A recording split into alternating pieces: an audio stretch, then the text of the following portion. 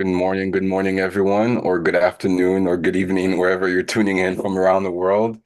I'm excited to have everyone here. We are about 1 minute away from 8 a.m. Good morning, everyone, or good We'll be afternoon, or good starting, evening, wherever you're tuning in from around the world. we'll be starting 2 minutes after 8 as people trickle in, and then we'll start the syllable con and kick it off. So excited to have everyone here.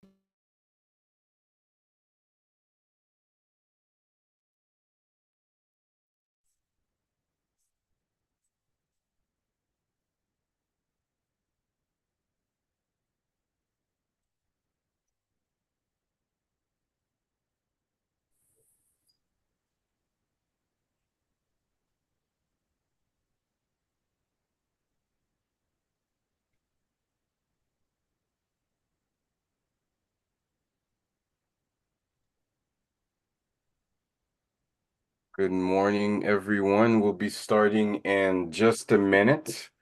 As people trickle in.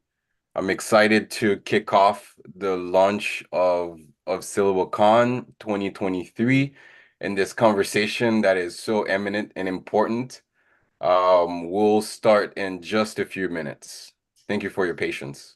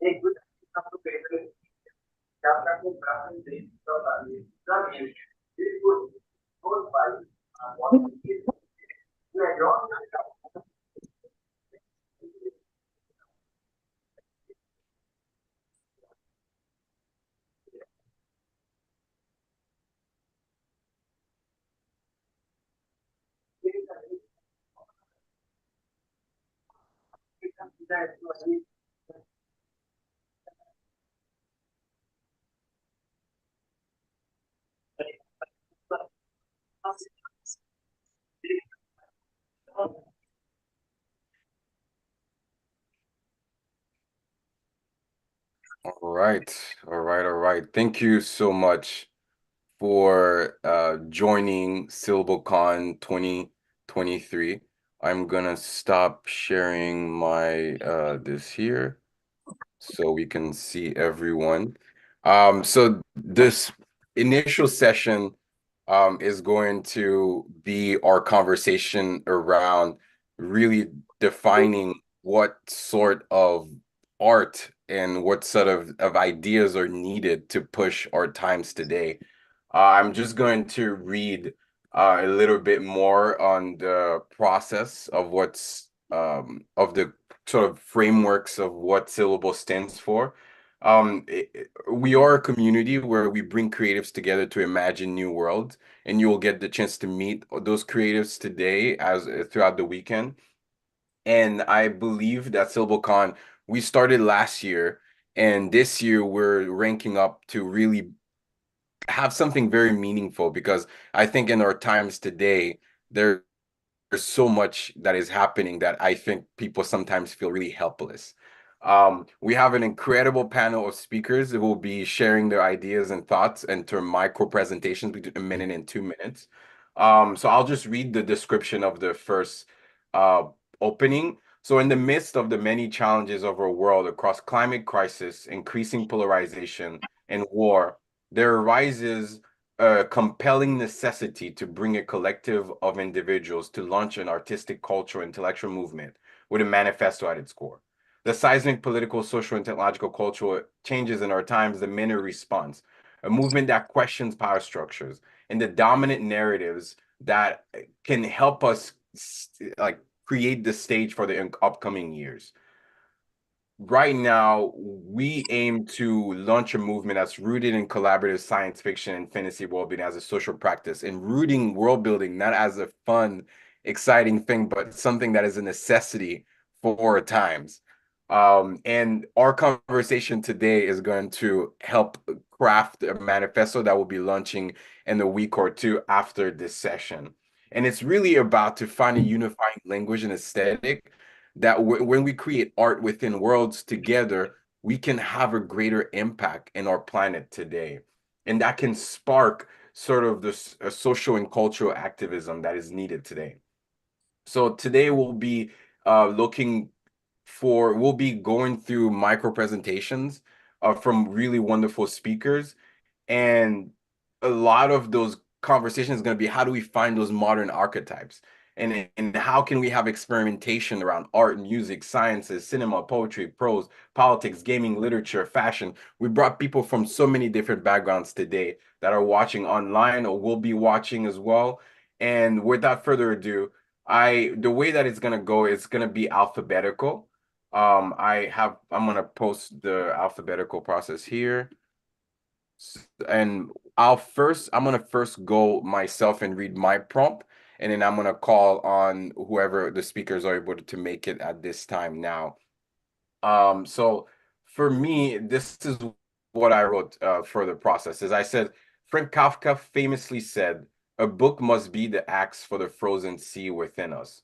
It's true, art does warm in us and in others, very our natural inclinations for beauty, for caring for the planet, our curiosity, our deep affection, our friendship, understanding each other, and our creativity. But in today's world, our vision has been shut by hyper reality. A simulacrum. Meaning has been inverted. We are fragmented and frozen people in times of war. There's too much information, no collective meaning cohesion. A postmodern age has frozen us to a world we believe is getting worse and worse and worse. I say today a book is not enough. A single piece of media is not enough. We must come together to collaboratively and collectively see our shared existence. We need shared worlds to vanquish this ice age of the mind, soul, and body. We need visionary world building to instigate in us new insights and break the academic, industrial, and cultural silos of the past. Undo the separation we are trusted into. We need new worlds to foster imaginative thinking, original ideas, expressed through transmedia in books, games, films, and art. This is the work of Syllable. How do we create art that speaks to our times? If so much of the information we gather and consume is fragmented through cultural wars and imagination I know this for sure. Creating art that speaks to fill in the gaps, to tap into each other's genius, to aid one another, to collaborate and shape shared imaginations that helps us see more. As we enter this shared world, there's an eruption of meaning that happens. New shared world must be the vehicles that allow us to build new collaborative and collective mental models to break free from the simulations of our modern times. Um, Thank you so much. I'll say this just logistical wise. Please feel free to comment on the chat because the responses on the chat are also going to inform the conversation as people are presenting. And we'll be having world presentations throughout the day. And I'm excited for you all to witness that as well. So without further ado, the based on the list, I'm gonna see if Ronaldo has is here. I'm gonna move on to Bristol Bogan. Bond, maybe I'm butchering your name. I'm excited Fun. to join here. Bristol is a wonderful individual. She's a regenerative leader, future architect, TED Fellow, and an Emmy-winning and Oscar-nominated film producer. And we started collaborating on a world that is fueled by regenerative principles. So I'll let her speak a little bit. You'll have like 2, 3 minutes to introduce yourself and also tell your statement.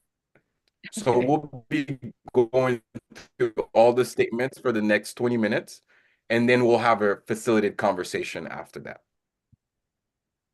Thank you. Thank you for having me. Lovely to see all of you. It's an honor to be here. I'm a big fan of Fabrice and the work that I'm getting to start to learn more about and play with him in. On this journey that I've been on, I would say from kind of extractive to more regenerative ways of being. And that's had brought me now to the Azores in Portugal. I'm on an island called São Miguel. I moved here with my 73-year-old mother who was looking to find a place to retire and have a home where she felt safe. And so we're way out here. We're about 2.5 hours flight from Lisbon, 4.5 hour flight to New York. And I am currently, as Fabrice mentioned, my background briefly, spent about 10 years in the film business, mostly making feature documentaries, and worked with a company called Good. And our mission was really to try and tell stories that moved people to give a damn about themselves and the world, and had a run at that was pretty amazing and led to a deep and profound spiritual awakening slash burnout.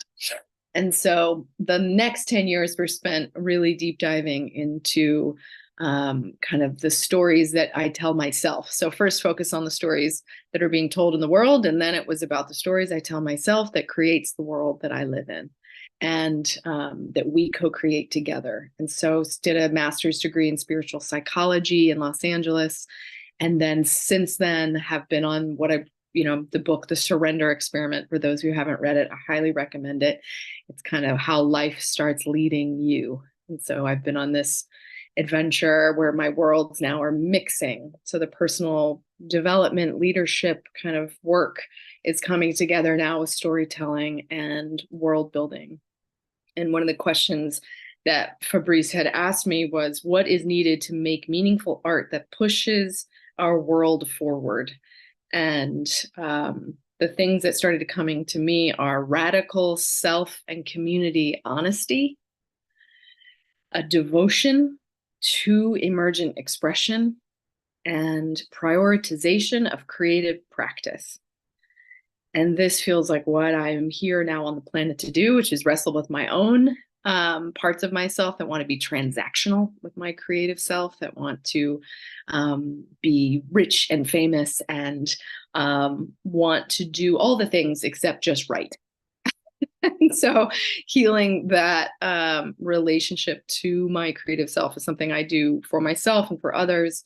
And really seeing right now, especially creating beauty and prioritizing, putting attention on our creative expression is an act of resistance. It really, truly is one that I believe is the most essential to us discovering how to live with each other on this incredible planet for the long term.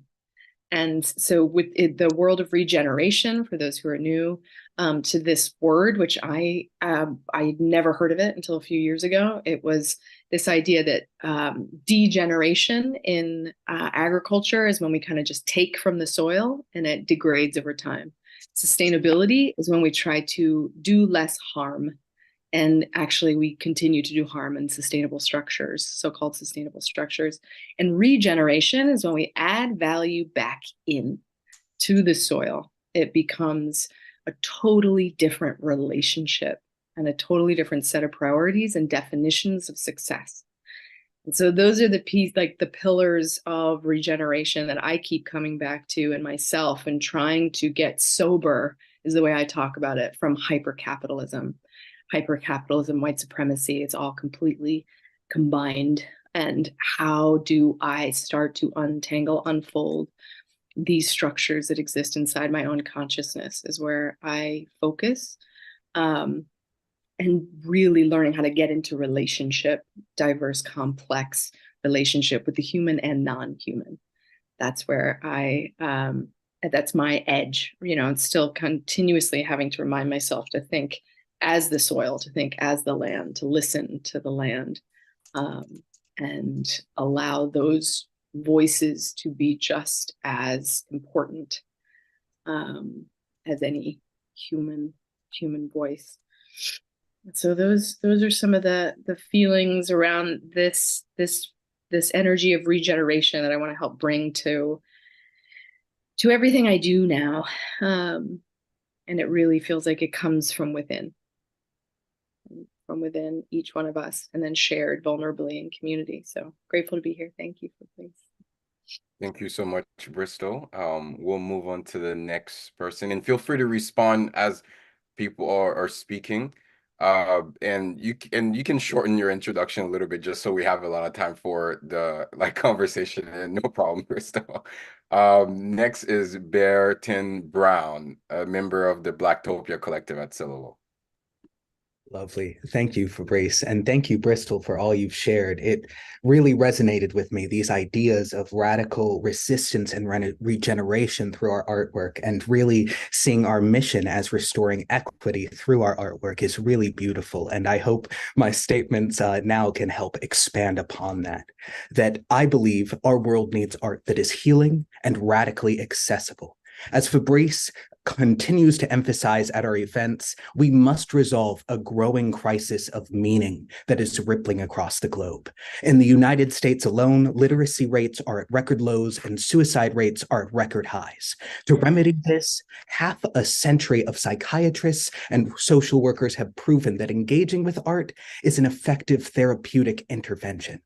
As artists, our work in the Blacktopia Collective models how science fiction can entertain and enlighten at the same time. By threading Afrofuturism with underrepresented global majority perspectives, we shape our stories with empowering intersectionality. Our commitment to inclusive practices is reflected in our flexible barrier for entry to a writer's room and our multiple mediums. In order to dissolve geographic and financial barriers, our work must be flexible enough to adapt within multimedia. And as administrative leaders in arts and entertainment, it's within our reach to fill the void the lack of public education and healthcare are leaving in our world today. As collaborative storytellers and leaders, we can empower audiences and artists alike through outreach and community building initiatives like SYLLBLECON. And to provide some tangible examples in my closing, I'd love to harp to my own organization, Stonehaven Studios, where we seek to rehabilitate the artist in everyone through arts education and wellness programming. In action, we've achieved this through partnerships with Syllble and other organizations to create low-cost theater, film, novellas, and audio series. Thank you so much, Bear Brown. Appreciate your words. I thank you, Bristol, for speaking as well. The next person is Laura. I think they might be running late, so I'm gonna move on to the next. Jacqueline Constant. Appreciate it for your voice here. I'll let you introduce yourself, and then you can say your statement. Oh, you're muted.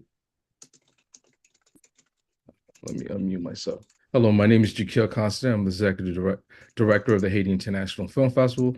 Has been in existence for 9 years, and we annually show Haitian films at the Barnesville Gallery Theater. So we show a positive image of Haiti through film and art. And I'm a filmmaker myself, a documentary filmmaker. The film's been award-winning. It's called Haiti is a Nation of Artists. It's about Haitian artists creating transformational art after 2010. And you know, I'm a professor at Pasadena City College. So yeah, I've been teaching there for about 7 years, and it's just like inspiring the next generation of artists. And basically, my statement, or I guess we're getting to our manifestos. The manifestos for artists to create new art with the current digital tools, and being able to combine old and new art, and to leverage our expertise. You know, what I mean, to have a, I think with the digital transformation, and just like we're not limited by geography or borders now, and I think this is an era for artists that are artistic producers, and now we're actually manufacturing. So I think we have to look at the art, the space, more of in a global context. And I think and the importance for us artists now with the Web 3.0 is for us to actually have ownership and have our own infrastructure that we could communicate with the world, and create systems that are artist centric and human centric. Because I think that's because I think sometimes as artists we always give our power to somebody else because it's an established, but sometimes we're an institution, we're the ones who bring the change, but we have to be able to articulate that, understand our value, and our own um, personal leadership helps for us to be better artists. You know, me doing arts for like fellowships and all these things, they matter. You know, building your ecosystem through business, through definitely artistic practice. You know, those things are important. I think we're being hybrid, hyphenate artists is a benefit now in the global world, where before you had to specialize. But since I teach film history from the inception, most of the artists were multi hyphen who started. So it's not as something I think we can learn from history as as art historians and practitioners. So I think is of us understanding our value and how much artists make a lasting impact through their work, even when they're not here, through their poetry, to their art, through their films. So I just wanted to think of the impact of artists, where a lot of times artists are thought of. Um, it seems like we're an afterthought a lot of times when we're developing ideas or cities. But I think if you don't have art, then you don't have culture. And that's what I think makes Los Angeles, New York, makes other places great. But I think we need to understand our own value so we can make that impact that we really want in this world as an art community, and thinking of it more. When I thought of Haiti and Nation artists, I thought of it in a global context, and I think that's helped the film um, because I knew we had, of course, a Haitian audience, a French audience, an American audience, um, a Spanish diaspora. So I'm just saying, like, for us to just really see the value, our true value, so we can have the greatest impact as art creators and as business professionals too. Thank you so much, Jacques. Appreciate that. It's so true. I think we are moving into a framework where ownership is fundamentally important to create buy-in and to have sort of certain voices that are potent. Because oftentimes when that ownership is removed, it seems that collaboration is not at the same level that we would desire. I would like to welcome Cheryl Numni. I'm sorry for butchering your name. I'll let you introduce yourself and then you can read your statement. Thanks, Fabrice. Sorry that I'm late. Hi, everyone. It's really great to be here with all of you. My name is Cheryl Ntumi, and I'm a writer and a member of the Southseaverse Collective, which created one of the shared worlds hosted by Syllable. And I'll just go straight into my statements. I think that we tend to forget in these modern times that as a species, social cohesion is what keeps us alive. If we want to survive, we must co-create systems that serve the greater good. That begins with co-creating art. Art motivates us, inspires us, and allows us to see what's possible. For me, the Sautiverse provides the opportunity to practice collaborative world building and storytelling as a creative social function, exploring the communal aspect of literature. We're becoming better writers, tapping into a wider array of skills, sharing the burden, supporting each other, and building a community that can carry the vision and pay it forward. There's an incredible alchemy when people make art together. None of us could have created the Sautiverse alone, not even close. It's the combination of talents and perspectives that makes it so magical and so powerful. And because it's a communal ownership model, we all have a stake. We build fictional worlds together for us and for future generations, almost as a template for building the real world together for us and for future generations. Thank you. Thank you. Thank you so much, Cheryl. Very powerful, powerful words. I will move next to Zoyender Street.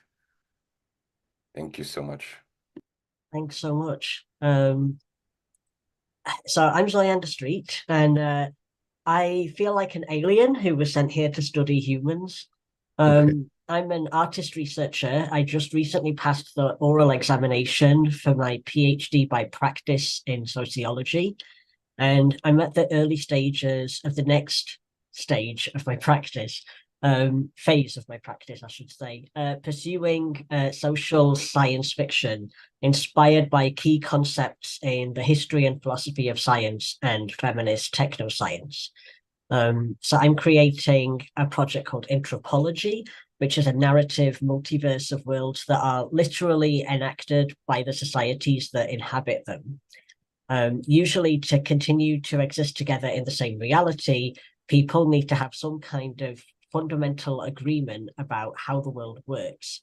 And when someone's worldview excludes you, they can't see you and you can't reach them.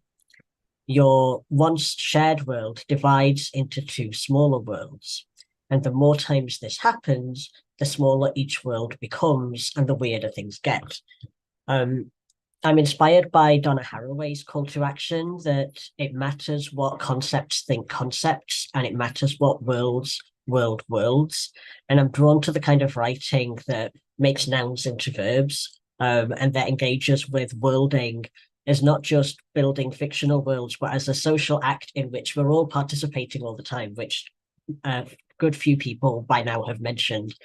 To respond to the prompt, I thought I'd share 3 design pillars that have been on my mind as I work towards this next project. So the first one is, again, a Harawayism, to stay with the trouble in an entangled mess of a world. For me, that means engaging narratively with the failures of our crumbling infrastructure and institutions and exploring how to live well in broken systems. And also, I like to use humor for catharsis while resisting doomerism. My second design pillar is to explore agency as a spectrum. A lot of the narrative traditions that kind of I've inherited think of agency as something that belongs to one protagonist character. I'm interested in collective agency as well as the individual. And I'm interested in different flavors of agency. My work is interactive theater.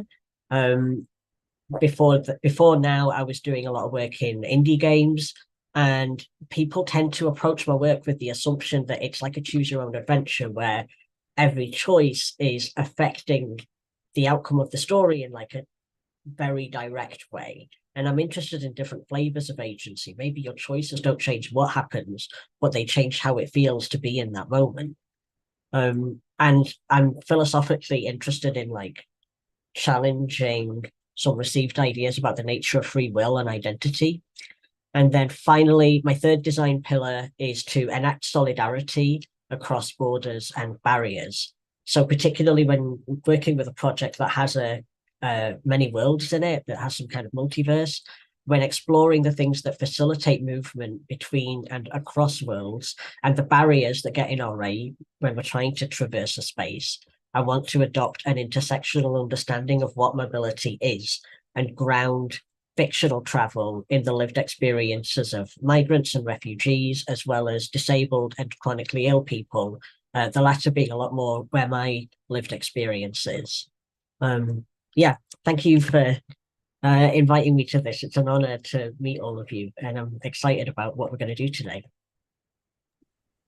Thank you so much, Zoyander. Appreciate you as well, and everyone who's spoken this far. And last but not least, Amanda Colleen Williams. Thank you so much for having me today. I met Fabrice at an event for World IP Day through the U.S. Chamber of Commerce, talking about our shared love of intellectual property and all things that have to do with supporting artists. And my name again is Amanda Colleen Williams. I'm a songwriter, second generation here in Nashville, Tennessee. And here's the statement.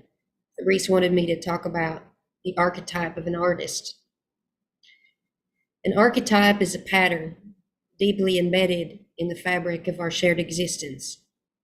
It represents one complete aspect of a potential unfolding of identity among an infinite sea of possibilities. As artists, we are charged with the task of upholding the artistic values that motivate ourselves and our fellow humankind amidst the clamoring voices and identities seeking to be recognized.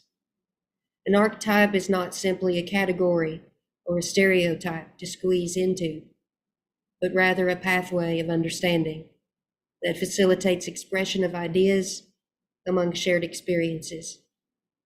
In these days of confusion, excess, technological overdrive, and frustration, there is a greater need now than ever for a hero. Heroes come in all shapes, sizes, colors, and creeds, and it is the work of the hero to give courage and strength to those who see and are inspired by their noble deeds. The best heroes are respected even by their enemies because of their authenticity and principle-based devotion to the cause they hold dear. As artists, we are the heroes whose job it is to tap into the ideas on the verge of the human psyche, to put images and words to these ideas and to speak them into existence for others to enjoy here in the physical plane. We can all ask ourselves, what is the message emblazoned on our hearts that is in need of sharing? And how are we as individual artists and as a group going to measure up to the heroes who came before us now that it is our time to serve? Thank you. Thank you so much for a very poignant statement, Amanda. I appreciate your voice here. So for the next hour, what we'll be doing, we'll be moving into a facilitated conversation around what we just heard, around your personal philosophies and experiences. And also, I think the key question I in my gut right now is how do we create art that makes an impact, that breaks sort of the noise of our times right now, because it seems like in the times where film is being, there's a lot of remakes. A lot of people are saying they're tired of the remakes of films. A lot of people are sort of going through a meaning crisis. I posted a link earlier in the chat on the crisis of loneliness that's plaguing the US, but also across the world. As nations seek to create progress, yet there's this sort of moral, imaginative, cultural decay that's happening.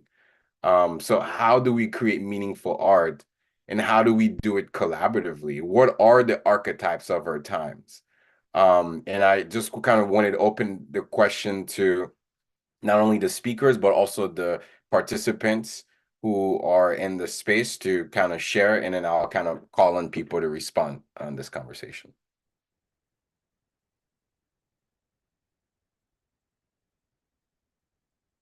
Jacques.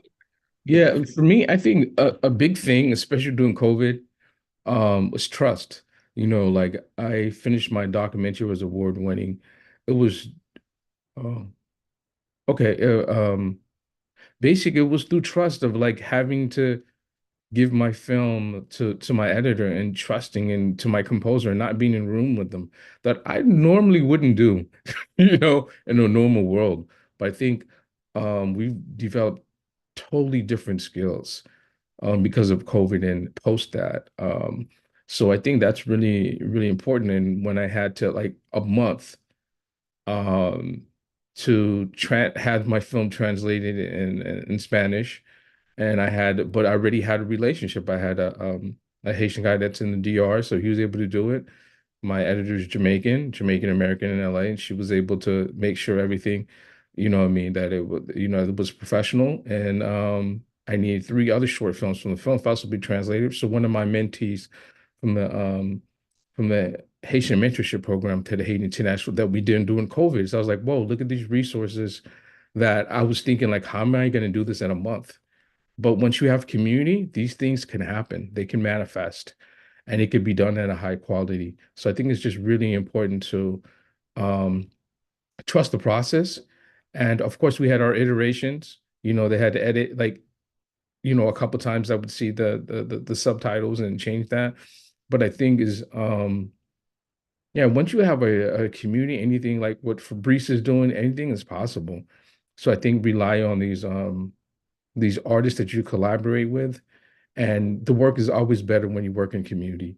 I mean, there's things we can do ourselves, but I think the work and using their artistic voice, you know, and I think just film just being collaborative in that sense, and a film festival, um, you know, I think that's really important. And if we do that, I don't think there's not limits in that sense, you know, and yeah, and bring yourself and other artists with you.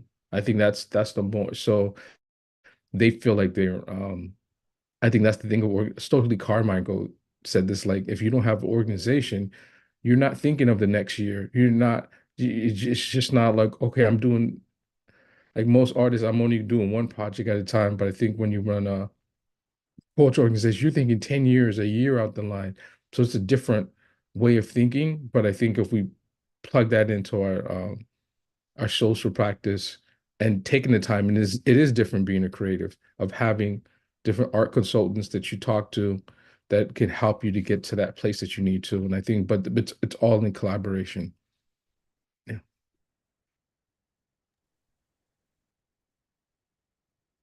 Absolutely. I would love to tag in, Jakil, because you have such beautiful work that you're doing administratively and artistically. And when you talked earlier about artist-centered and human-centered work, it resonated so deeply with me. I hope we can put a pin in it and revisit it for this manifesto, especially as it ties to your most recent comment about being community-centered. The impact of your work through the film festival is so profound, artistically and administratively, because, like you say, you're bringing the community along and centering them as part of the artistic process, rather than Bristol was saying earlier, getting sort of, for lack of a better phrase, drunk on hypercapitalism and all that comes with it.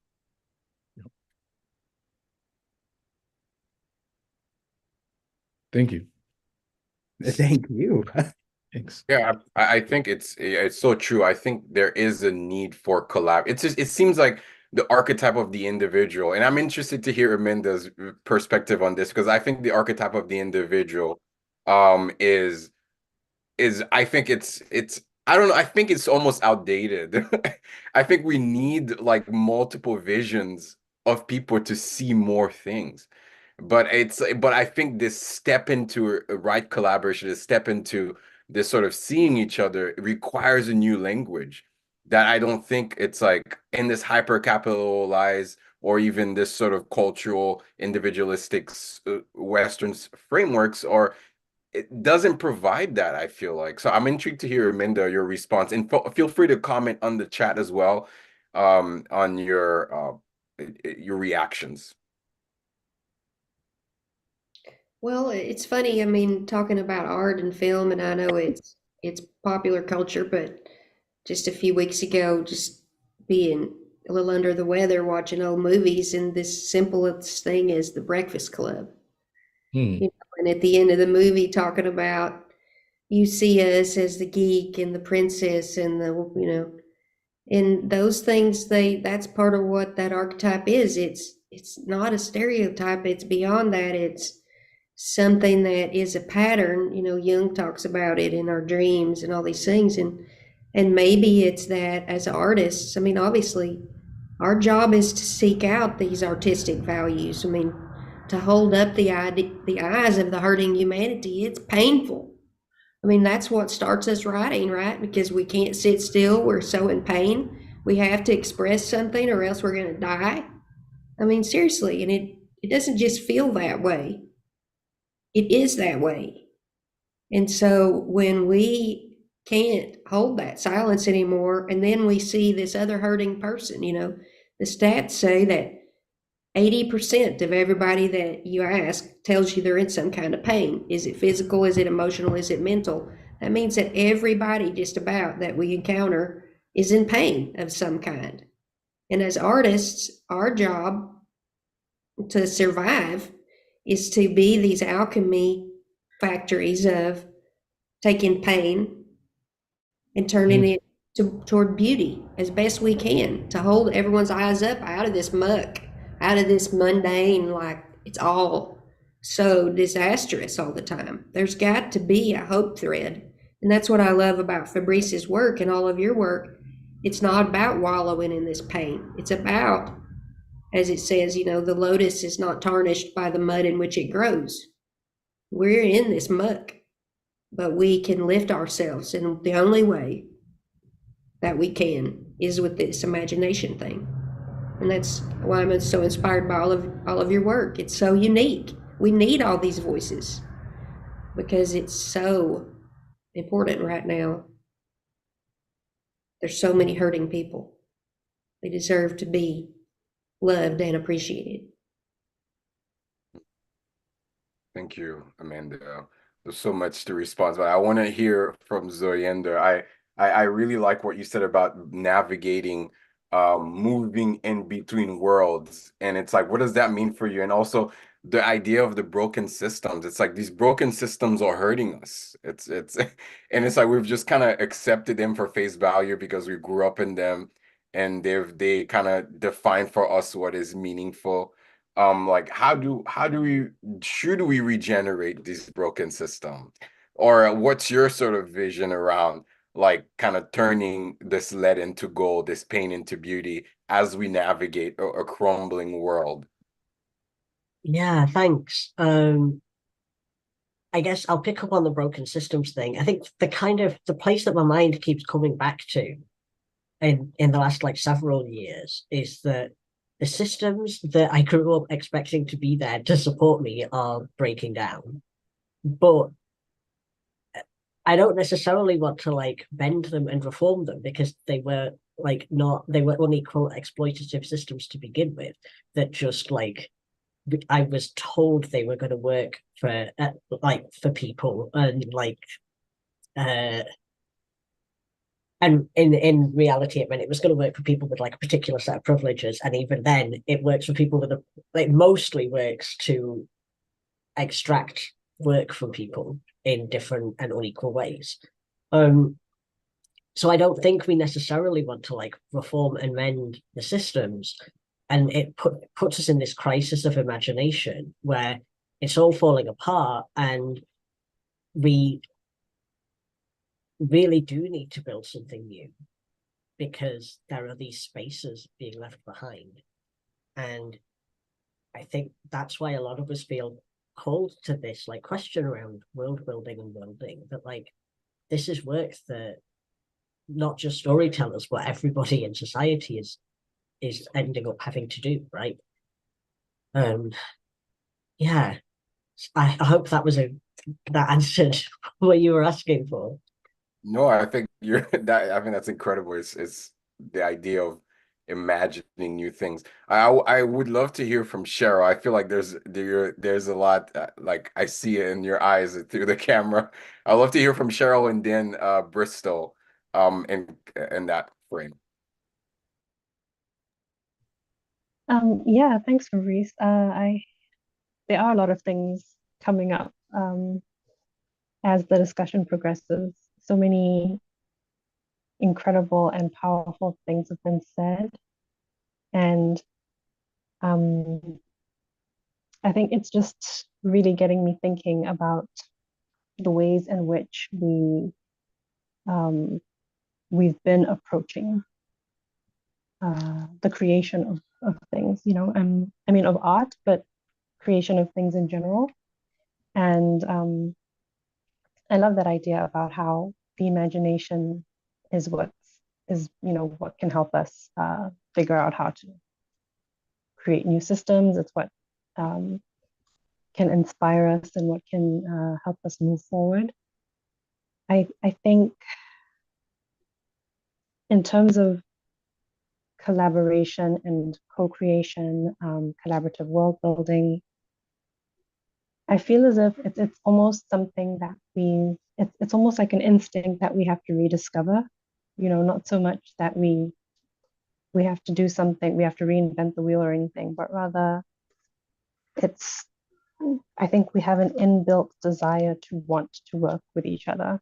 And what we need to do is kind of pull back all the things that prevent us from doing that, all the systems that are in place and all the habits that we've developed, this culture that kind of makes us fear each other or distrust each other or compete with each other rather than work together, which I think is more our natural state of being. I mean, I think of the kind of projects that I was doing in Botswana, because Botswana is a very small place, you know, very small population, no literary industry to speak of. So if you wanted to get something done, you had to work with other people. You don't really have an option. And so I think that was a really eye-opening scenario to be in, because then it helps you see how much further you get and how much more can be achieved when you work together, especially in, you know, something like literature, which we tend to think of as being very isolated, I guess. You know, we have this idea of the lone writer, the lone genius, that whole thing. But I don't think that's a real thing. I think that's a fantasy that we invented, and we just kind of have to snap ourselves out of that fantasy and get back to the reality of the fact that storytelling and creativity are communal activities. Incredible. Thank you, Cheryl. It's so true. There is a dominant classical paradigm that is like just shaping our imagination and how we just create overall, or even having the agency to believe that we are creators. And I think that's almost even tied to like societal agency, like as change agents in community, in forms of politics, in forms of entrepreneurship, in forms of art and filmmaking. It's like the idea that I have the confidence to create, but not only create, but co-create is, I think, is this idea that we do have to rediscover in that frame. I'd love to hear from Bristol, and sort of your reactions, and also speaking on regeneration, because I know this might seem like a tension, but because we're talking about the idea that they're crumbling and broken systems, but but there's also an aspect of rediscovering something that always was, but also the idea of creating new systems. Like, how does that sort of fit into you and your gut and around stories and vision?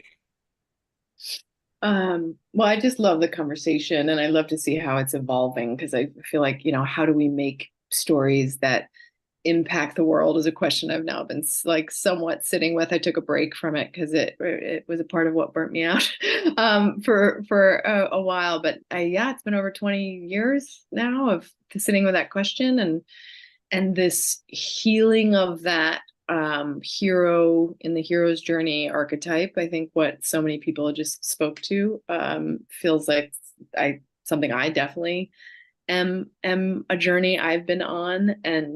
And also, I'm just seeing Cameron is dropping some great stuff in the chat. And he's talking about the archetype as the overwhelmed everyday middleman or overlooked individual who's thrown into everyday social and intellectual assumptions. And I'm bringing it up because it's present, is my mother is watching Hallmark nonstop. And it's a version of hell for me, because it reinforces a very, very thick groove that is in my consciousness that I've been healing from, which is if you're not a married woman by a certain age and you're not fulfilling some sort of this archetype of this wild Hallmark ideal, that somehow you're broken or something's wrong or you need to fix it, or and so I just, to see how we continue to deepen these grooves with the kind of mainstream storytelling that exists. And so I hear the voices here and wanting to bring this fresh new energy and real art and beauty and questioning all of this and imagining new worlds. And that to me is the willingness to do it without the need. No, you can have the need without the demand that it actually makes impact. Because there's something about that frame that I'm now having to let go of, which is if I'm going to really be in devotion to emergent expression, I have to allow what's trying to come through me to be whatever it is, without it needing to potentially help or save or fix or change anything. And that piece, as someone who cares a lot, is also a groove in my consciousness that I've done a bunch of psychedelics trying to help. And it has, but it's in there. So I feel like these conversations, I go back to AA because it's just such a brilliant model where it's free and it's accessible to everyone. And we get to help each other be like, oh, I see where I was getting, I needed a drink over here. I needed to get the most high paying blah, blah, blah job and forget, that I'm feeding a system that is making me and everyone else on the planet sick. Where it's like, how do we, because money in these worlds, right, is really tricky, because I want to see so many resources coming towards the work that Fabrice is doing, that all of you are doing. And it's like, how do we play, support each other, not depend on those systems, but also open the channel so that if there is resources, we can receive them. So that was a little over that, but that's what's coming up. No, thank you. Thank you so much. I would love to hear from Bear. And yeah, I totally agree. I think there is a sort of letting go of because I remember this year I started to realize it's like there's a big difference when you create art for yourself or when you create art in reaction to a sort of bigger system. Neither are not valuable, but I think the energies of that artistic creation is seemingly has different sort of vibrations that can impact the way of system. And it's like when you start to connect with other people, you start to kind of tap into these different things. And I think systems emerge when those minds come together and you're creating for that greater purpose too. But I think there is a level of an independent voice that is needed to have that access. I don't know, Bear, if you had any responses. And I'd love to hear from everyone else who is part of this part of the chat can also, you don't have to put your camera on, but feel free to speak up as well too. Absolutely. Thank you, Fabrice. No pressure, Kyle, my writing partner here in Blacktopia, who's joining us as a participant. But on behalf of them, I might harp into them and their wonderful contributions in our story as well, and thematically in our administrative work of not getting trapped in binary thinking or solutions. I think, Bristol, you said something so wonderfully about not getting trapped in these systems that make us sick, yet also allowing for resources to come in where they can. And I think so much of our work as leaders and as storytellers, especially in creating new systems like Zoyander is talking about, depend on us being able to straddle these complexities, that we are in a transitional process at this moment and moving away from some of these extreme forms of government, of finance, of even art, even artistic processes and grant funding and everything else can get so eschewed that I really believe it is integral that we carry what Jakil is saying about human-centered and artist-centered work and community-centered work to combat this desire for maximization of profit that is so nefarious across our institutions. That I think, especially Bristol, there's so much beauty to not putting an expectation on your artwork and not having a transactional relationship with it. And it seems at Syllable and at Stonehaven, we're beginning to build projects where, as long as we're paying our staff and our artists equitably, we don't have to make more profit than last quarter or continue to exceed goals when we're already building sustainability that is enriching of our community and of our artwork. And so I don't mean to go on a passionate tangent about all of that, but I do want to further emphasize this idea as we move towards a manifesto and the archetype of it, of maybe I should say, and this might not be the right word, but a proper artist having an artist-centered, community-centered goal and mission. And Thank you so much, Bear. Jacques, you had a response?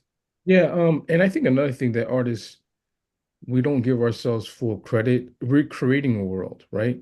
And people want to be a part of that. You know what I mean? So once you establish your name, people know who you are. They're looking for the next move and what you're going to do, because that's what we do. That's the gift as creatives that God has given us, is to create things. So you will get the resources. We just have to essentially have to start moving, right? And knowing that we will, because you're going to be recreated by the art that you create anyway. So I think it's just like just going through the process, start painting on the on the canvas, start writing, then you will get to that point. And I think I look at it now, how can I understand the old guard, understand their systems, right?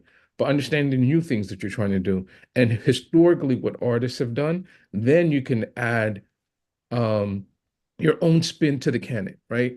You know, it's art, it's film, whatever the medium that you're in.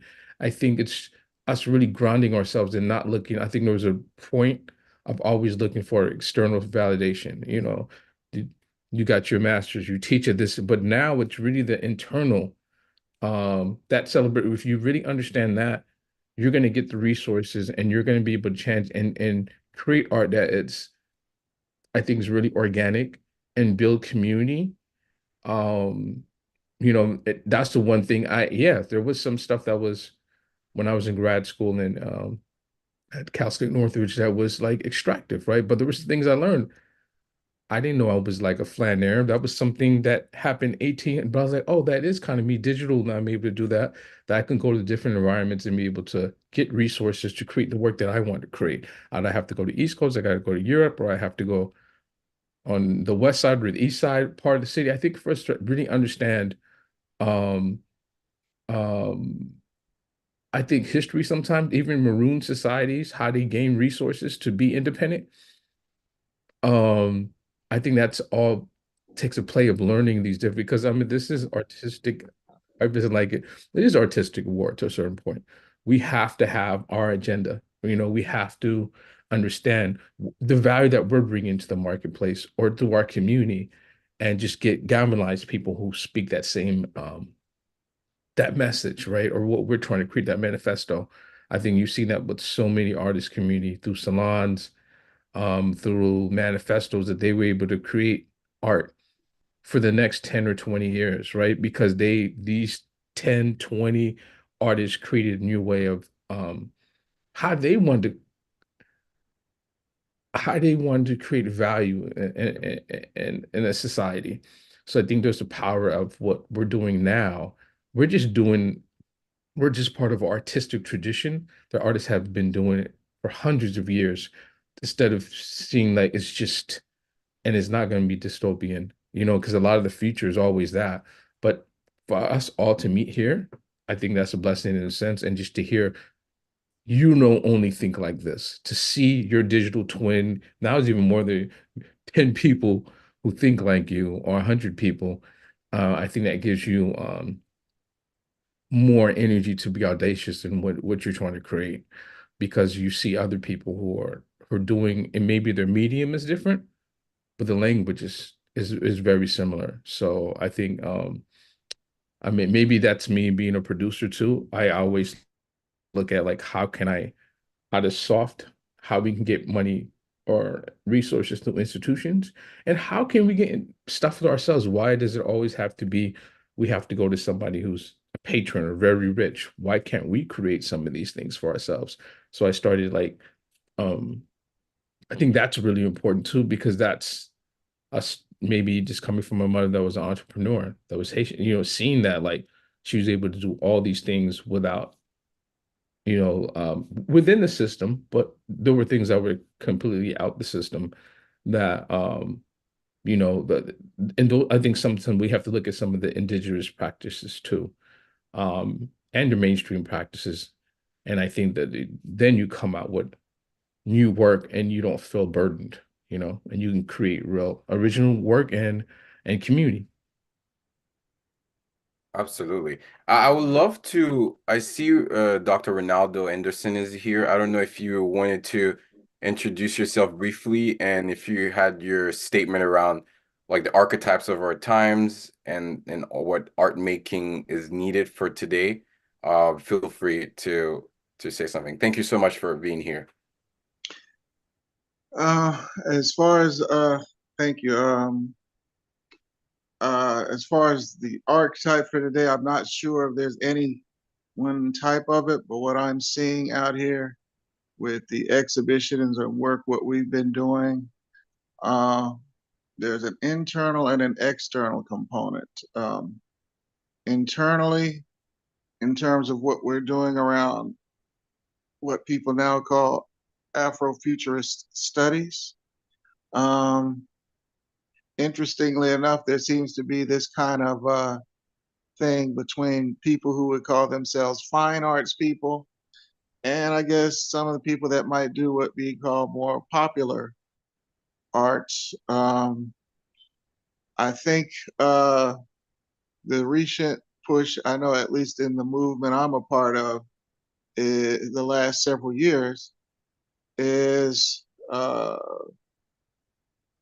people who have a good grasp of theory, a good grasp of the culture, and a grasp of the technology are having more success than a lot of the quote unquote traditional fine arts people. Mm. And so we've noticed now that some of the fine arts people are trying to rebrand themselves as Afrofuturists when we don't really kind of recognize them as that. They're really were involved in something else, but it's become popular the last few years to have that brand by their name.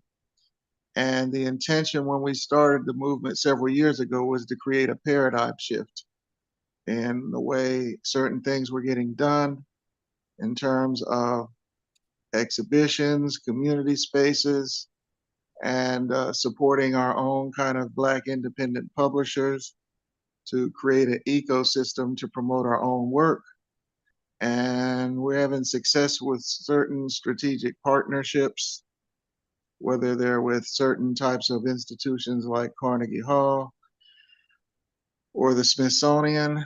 Um, and one of the other reasons we started the movement was one, I think two things. One, the previous Black or the legacy Black arts movement people, one of the things they neglected was kind of an intergenerational relationship or any kind of institution building or archival building. Yep. And two, we were not going to worry about what gatekeepers thought in terms of access to certain types of venues. And so I think up to this point, we successfully navigated both of those things. And now the thing that people are talking about in the movement is how do we navigate the AI era? And some of our artists have already kind of got their thoughts out there on that. and that's going to impact across several different genres, like the literary genre and film, especially. And so now we just have what we kind of have I'd say a lot of people now are trying to position themselves over the next 18 months to be part of this transition that's coming over the next couple years. Thank you so much, Dr. Anderson. Appreciate your words. I think Afrofuturism is so fundamental to helping us see like new visions of work that is already happening and has been happening. I would love to call out on Elis Hauser. I really like, I don't know if you're comfortable speaking. I really like what you said in the chat around applying the principles of degrowth to artistic model. Like, could you expand a little bit more on that? What does that mean? I'm trying to struggle to understand what that means, but I think it's kind of tapped into a lot of what we've been talking about Ronaldo before you joined. But yeah, I would love to hear at least what can you expand on that and also your experience around One Humanity. At least is one of the members of the One Humanity writing collective as well. Yeah, totally. That thought that degrowth could be applied to artistic work kind of just occurred to me. I think I have a hard time tracking who's speaking on Zoom, but I think it was maybe Zoyander who had brought up this idea that like next quarter doesn't always need to be more profitable and things don't always need to grow, which is exactly the economic theory of degrowth, right? That like economies shouldn't always be getting bigger, and this idea that the whole world is predicated upon economic growth and having more resources and more stuff is very unsustainable, and we can take out things that don't improve society, like single-use plastics and fast fashion, and economies can be strategically shrunk to be better for everyone. And I think that can be applied in certain ways to artistic work too, because we kind of live with this idea that things need to be popular and marketable to be valid. Like I was looking into making a pitch for my book and heard from someone in the publishing industry that if you don't have 1 million followers on social media or close to it, you shouldn't even bother because you don't have a big enough platform. And I was like, that's a very strange way to approach art, that you need to have enough of the kind of commodity of social media followers to make enough of a profit to make it worthwhile to publish a book. And I think that doesn't mean everyone needs to just kind of like self-publish and have only 5 of their best friends read it and kind of box themselves in that way either. But I think there's ways to make art without kind of prioritizing the biggest, profit and kind of simplifying things into what's trending and what's marketable. Like I think Ronaldo brought up the idea that like Afrofuturism is kind of a trend right now and everyone wants to jump on it because it's marketable, but it's not, if that's the reason you're doing it, you're not making authentic art. So maybe that kind of explains what I'm thinking. It's an idea that just struck me. So it's very new and unpolished, but yeah. I mean, in the One Humanity world, we're hoping to, of course, distribute our work to the public and share with the world, but we're really creating, for the sake of creating in some sense, right? We don't have any sort of established avenue to the end product. And I think that is what makes art good. And so, yeah, that's kind of a degrowth idea. I really like that. That's like there's a tension between like creating art for a purpose, and there's also a tension between creating art for art's sake. But it's almost as if it's like, because I feel like personally, I always say for me, like I don't have the luxury of creating art for art's sake, because it's like if the world is in shambles and is being sort of destroyed, is crumbling, but it's almost as if it's like the art that I'm creating should not necessarily be in reaction to this decrumbling, but it should be for some from a place of essence that like is beyond the crumbling. So I'm able to see the emerging forces. It's like through that individual and through that collaborative process, I think new visions could emerge. I would love to hear from Zoyender, and kind of maybe explore a little bit what you said in the comments. And I want to call on Kyle, and I feel like there's stuff you're brewing in your mind. I don't know if you're comfortable speaking after Zoyander, but we'd love to Can hear I more. just real quick on what you just said? What I wanted to share was there's no separation between what's happening with the collapse and what's coming through your essence. Mm. So just checking to see if there's a binary that's entering, because we're getting to another level. So I just want to keep us going. Keep going. I like that. Beautiful. Thank you. Yeah. I'm happy to go, but also I noticed that Shaquille nodding a lot and really resonating with that, and I'd really like to hear what comes up for Shaquille around that. I guess you were asking me to talk about small community management. Honestly, it's come up for me this week because of a load of angst working on a big grant application and having to answer the question of like, how are you going to make sure that this project reaches audiences, and like, what's your approach to marketing going to be? And I mostly this was a positive experience, but it brought up angst. Like I reached out to someone who somehow I've become connected with through people say networking like it's a dirty word, but like I think it's beautiful that people are all connected to each other this way. I found out that I know someone who worked on the marketing for like one of my favorite games. So I reached out to her and asked for her perspective and asked if she'd want to be on my project.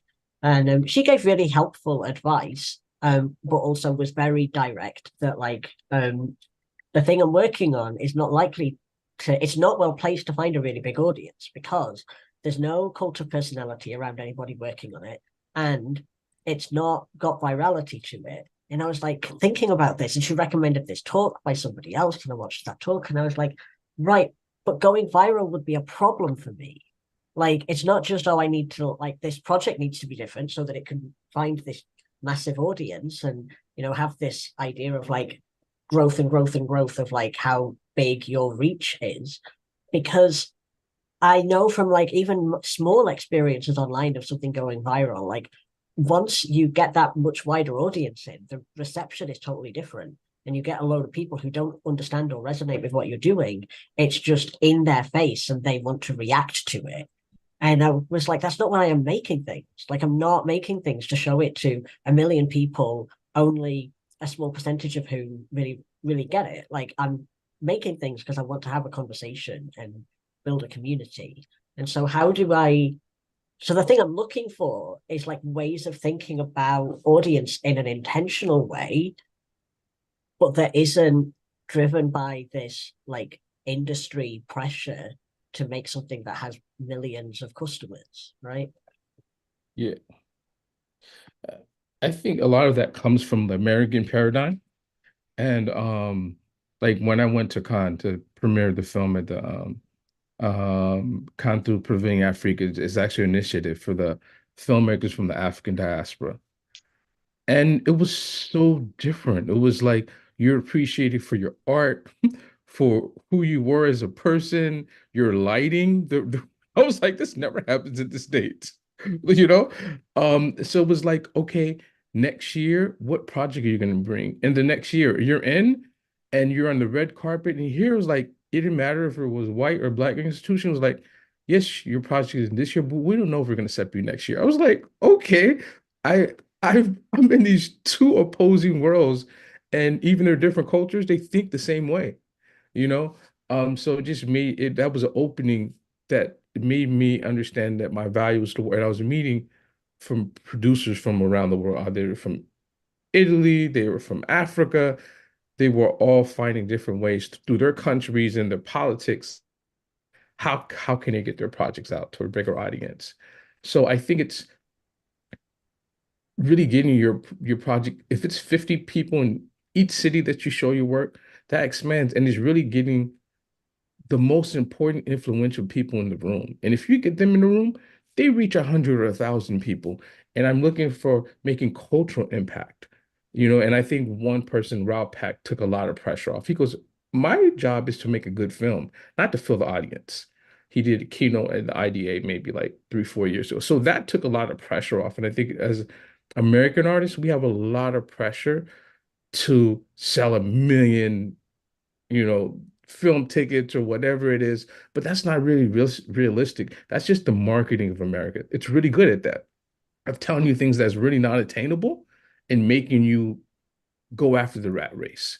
Well, we have to put ourselves away from that and just create the work, and the audience will come, and you still have to market it. I'm not saying that you don't have to push it, but building these small communities, that's going to be around for the next 10 years. And that's what I have with this film festival. It took 9 years, but now if it's a virtual film festival, they follow. If it's me going to a different city, they follow. So I think it's like just being intentional with our work and building community, and it'll grow with you versus, and maybe because I used to work in reality where it was very you were very disposable, it felt like, so being in that environment, I think most people who do TV are burnt out. And that's why I did the film festival. Because I was like, okay, in this environment, anybody could do this. You could be from Kentucky, and it was 2008, and I needed to rebrand myself, and I wanted to be to something that was cultural instead of this, like, you made this money and you didn't want your name on some of the shows you worked on, right? So um so I think of finding, and now that's a lie. Actually, I make more money doing the cultural stuff than when I was doing something that everybody could do. Because now you're not racing what they have artists racing to the bottom. You're never going to have enough profit at the bottom. Our thing is to have it where it's almost a VIP, connoisseur experience. Have that experience. Only you can bring that. And if you could bring that experience, you're gonna be able to make money as a speaker, to show your film, and have 100% ownership. Because in the old model, there's no 100% ownership. There's, 10% they own it. And after they push you out, they get the next artist. They get the next artist. So I think for us to understand, yes, not just the art side, but understand the business side that's work for art, that's work for artists, and to apply that within our social practice and be patient because the system is telling you move fast so they could take all your rights. You know what I mean? That's the of it being speedy and transactional. That means that you're not going to be able to grow with it and change with the work. And I was like, I'd rather this be slow. It's a slow cook meal versus microwave, quick, fast. And you always have to be educating yourself to know what to do with it, with the work that you and have collaborators. Now we have people that work in industry who now have their own consultant that they can, so you can keep your rights, still get that information. You know what I mean? You can meet with Bristol, or you can meet with Elise, or you can meet with Cheryl and still be, but now you have a legacy that your kids could eat off the work. You know what I mean? And I think it's changing the power dynamics in that and understand, like, is that where you want your work to be somewhere, or if it's going to be extracted, at least it's being licensed and you still have control over it. And I think yeah, just I think building in that, you don't have to reach 1 million people because that's not true. And I think I was on this panel. I wasn't on a panel, I was listening. It was actually for Sundance. They're like, with world building, these small companies, now we could reach millions of people through digital. So it's like, we keep the ownership. It's like almost in the before the industrial revolution, that's why people created smart artisanal things that went out to the world. And this is a way that we could do that in our modern era, that we have these small companies that almost are like small companies and they're distributors now. And I think we're not realizing, we're just keep putting out the workout in Web2, but we're not getting the compensation. But now we have the ownership, it makes, what I mean, we can make more, we can make an impact, but and be sustainable. Absolutely. I see Labid raising his hand. Feel free to introduce yourself and say a comment. He's one of the judges for this year's SYLLBLECON 2023. Thank you for being here. Thank you, Jacquil. No, Jacquil, that was great. It was you've all inspired me. This is really an incredible session. I've been here for the last hour, an hour and 20 minutes, and just listening to you guys, it's really inspirational and wonderful. My name is Labid Aziz. I'm the CEO of People of Culture Studios. And I've been waiting to sort of chime in, but Jaquil, you really sort of positioned it for me to come in because you talk about the system, right? And not working in the system, right? So for me, I've committed 25 years of my life to building a new system, right? Yeah. So that, right, the system is not the problem. It's the fact that we're perpetuating the system and we don't have different leadership working to build a new system, right? So everything you guys are saying is tracking, but until we have people intentionally focused on building a new system, we're going to be working in isolated pockets and communities, right? The notion of community, ironically, I'm putting a new business plan together because we're going to market next year to raise money, right, for our new studio, right? And the three C's that were the headline of the business plan is content, community, and change. That's the headline of our business plan. So everything you guys are saying is just, I mean, it tracks and it resonates. But how do we mobilize, galvanize, and empower and embolden these distinct communities that you guys are all individually working on and bring them together so that you can cross-pollinate communities and somebody can help to figure out how to take the community Jaquil has built over 9 years and then take full advantage of that community and help somebody else's community, right? And in addition to that, how do we take, and this is why I'm excited about today, so this current system has this habit of usurping somebody else's mind and world that they've spent their life creating and ideating on, and then putting out into the world, whether it's a comic book, a novel, a script, and then giving it to somebody else to be the steward of, right? So for us, we're, without getting into the names, but there's a comic book company, and the founder is a friend and spent 20 years building it out, and they have an amazing, I would call it sort of a Lord of the Rings set in a Afrofuturistic world, right? And others have tried to replace him with a bankable system individual who will be the steward of his ship, the Kevin Feige of his universe, instead of saying, how do we give you the tools, the resources, and put the people around you so that you can become the Kevin Feige of your own universe? It doesn't matter that you don't have the experience. Let us surround you with the people who have the experience to empower you and have you sit at the center of your universe, your table, and then have the people we surround you with, people that you trust and that you respect and who respect you back. So again, I love everything about what you guys are talking about. I'm excited for the rest of the day. But people like myself, there's a few of us who are working to build a new system so that we can, wrap our arms around people like yourselves and really create a better future. So again, I'm really just grateful to be in the presence of this amazing company and these brilliant minds. So thank you. Thank Did you. you just have confetti when you said the word bankable fall? I don't know what happened. I saw that too. I have Yeah. no idea what happened. I was just talking. I Say saw it again.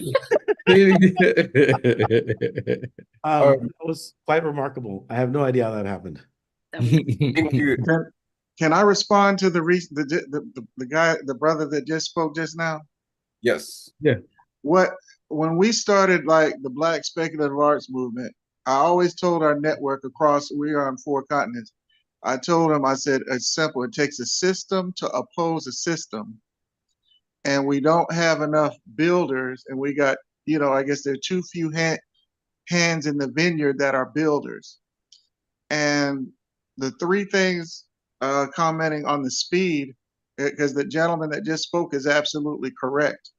Between, especially if you have to straddle the academic world, and then you're actually doing the art with a purpose. That's where our experience is running into 3 things. Because in our movement, we have people from different religious backgrounds, whether they're, and it's fascinating how the movement looks depending on which region of the world we're doing our art. And we're in one corner, we found that you end up running into think tanks who want to try and appropriate your ideas so they can position themselves better to pursue resources, because they just have the network. They can pick up the phone and call somebody after they've seen your work and what you do. And you know, and so he's correct about that. The people who will try to appropriate your model and then situate people by copying your model that don't even understand how you put it together. And he's also correct. Surrounding yourself with, I know people in the movie, they call it true believers, people who are doing the work because they know it has to get done, because the model that all of us were born into or socialized into is coming apart and is not sustainable. And so that's why when we have our Zoom meetings, we always reemphasize that we're in a transitionary moment, because we're in a transitionary moment. So we're navigating the transitionary moment. And so right now we're at a threshold where we're successful, but now we're trying to amplify it out there as a new model that is not that operates across borders and has brought several of us a lot of individual success. So now we're just trying to amplify the model in different communities around the world. And we're trying to be wary of the traditional institutional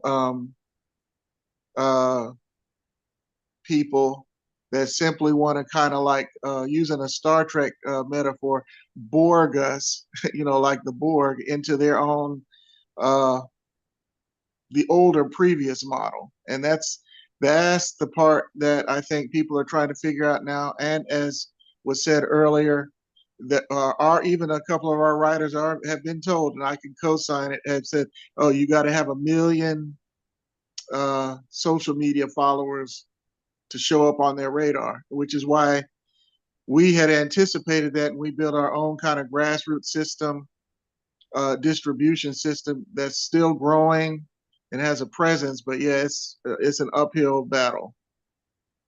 I thank you so much, Dr. Anderson. Thank you so much, Labid. I'm looking at the time. We have about 4 minutes left on the session. It's been pretty compelling and really sort of reimagining what does art making look like in the 21st century, and how do we center humans and heart in diversity in the framework of our current context of this fast. And I feel like I think the reason why visionary world building is so crucial, it's like it provides a space for people to not only own their ideas, but actually have the time to co-create with others in communities, in a way that you're able to sort of own that vision and imagination and create your own communities.